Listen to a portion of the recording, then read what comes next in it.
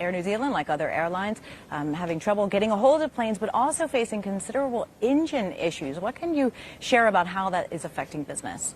Yeah, look, I'd begin by saying I am actually excited by what I'm starting to see. So I feel that, we've got some momentum. We've got a good plan. We're focused on growth. And, we're starting to get some engines back. We're starting to see some planes come off the production line. So that's going to be exciting. But look, there's no doubt over the last couple of years, been a little bit challenging. We've had to deal with the Trent 1000. We've had to deal with the Pratt & Whitney 1100. And part of these last couple of days has been me getting face to face with these companies and starting to understand where are they at on their cycle, so that we can start to plan ahead and get this growth that we've got in our plan really up and running. So when you are able to have these face-to-face with Pratt & Whitney, with Rolls-Royce, what do they say when you ask about timelines? When can you get these engines fixed? Yeah, look, I think, what I've seen, particularly over the last sort of 12 to 18 months, is a little bit more realism come into the length of time of recovery. As the world started to open up post-COVID, it was sort of, we've got some challenges, but we'll be through this in, 12, 18 months, maybe 24 months. And of course, when you ask people today, which is best part of 2 to 3 years later, they're still saying a couple of years. And, no one had done this before. No one had ever taken an industry like aviation and shut it down. And so we didn't know that. And we also didn't know what it was going to take to get it up and running. And you layer in, the complexities of some of the geopolitical situations. Now, of course, you've got tariffs. You've got the supply chain woes. It's a pretty regulated industry, so everyone's found it a little bit harder to get up and running. Well, let's talk about those tariffs. Do you see this as just another difficulty in the aviation industry?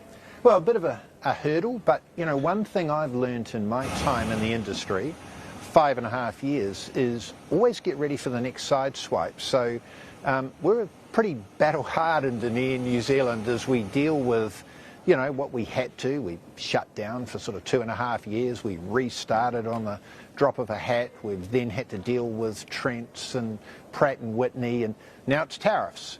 But you work out how to deal with it, and it's a moving feast. Let's see where it ends up.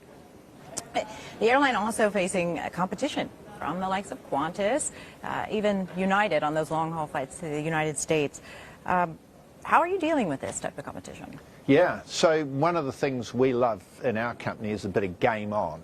And so to be able to now start to get through this sort of, period where we haven't quite had the fleet available and it's starting to come back, we're pretty excited about what we're seeing. So, even last week we've announced some new activity that'll be going on. We're putting on, the best part of 200,000 seats over to Australia. There's another 25,000 seats between Auckland and Perth in the coming season.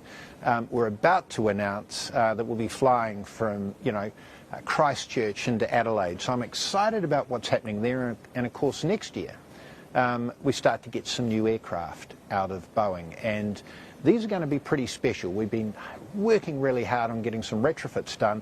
These new aircraft are going to have some Gen X engines on them. We'll be putting them on Auckland to New York. It'll have brand new customer product on board. So, as I said, game on. We love a bit of competition. Fair. I want to talk about travel demand going into New Zealand. New Zealand there was so much excitement about New Zealand for so many years before the pandemic, but it's still, that international inbound travel has not rebounded.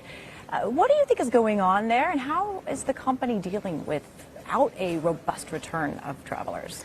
Yeah, it's so interesting, isn't it? Because New Zealand, a little bit unique in terms of where it's located, a small nation. It's almost like the last stop on the train line. So during COVID, we had that ability to shut down, and that went on, frankly, for the best part of 2.5 years. So restarting was always going to be a bit slower.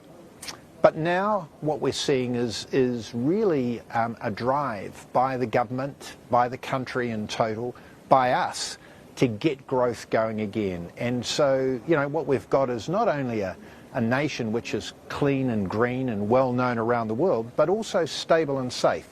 And so tourism is rebounding. In fact, tourism from US to New Zealand in terms of passenger numbers up to 103. China, which has been slow to start and was sort of at 50% a year ago, is now back to 67% and accelerating quickly. So quite quickly what we're seeing in New Zealand is a real desire from people all around the world now to reconnect, and we're welcoming them back in and also adding in more capacity.